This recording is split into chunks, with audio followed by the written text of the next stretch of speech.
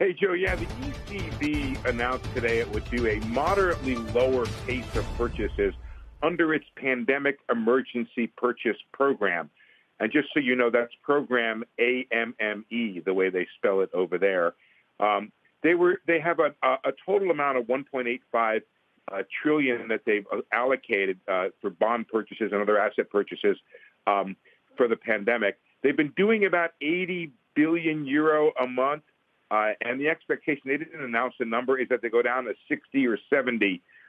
So in dollar terms, that's like going from 94, 95 billion dollars down to 82. So, you're beating heart in terms of they're still out there purchasing. It's not necessarily a taper. It's a reduction in the level. They're supposed to keep going till March. We'll see if this kind of helps the Fed with a green light to begin its own asset purchase reduction. But the ECB saying it will reduce the monthly purchases under the PEPP program. Joe?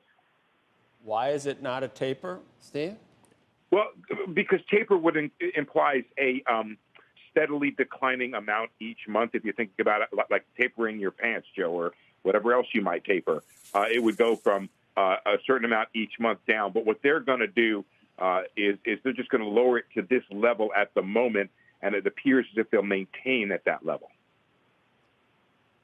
They're lowering it, though. They're less than before. Yeah, they're lowering it. Yeah, they're lowering it. They're reducing it now and apparently tapering maintaining it. So, it's sort of tapering it. Never mind. Okay. It seems like we're kind of on the same page here. Yeah, It's starting to happen, right? But I have starting to happen. I have no expertise in tailoring. I just don't. I always thought that, like, when you taper, you go from 120 to 100 to 80 to 60. Oh, okay. Keep going I see down. what you mean. All right. That's what I consider tapering to be. But they're doing, and now they may eventually taper. In other words, go to 80 to 60. This may be the first thing. But the indication here, the expectation of the market is stay here for a while.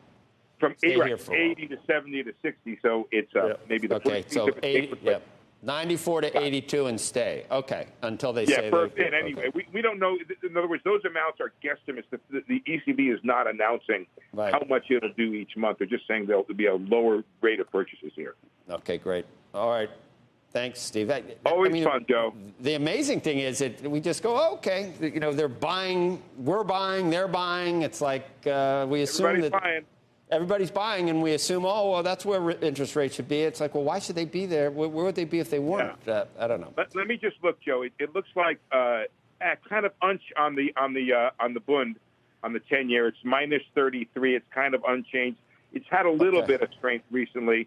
And the euro is 118, so that's kind of unchanged. Looks like this was really well expected, at least by European markets right now. Okay, great. All right, thanks, Steve.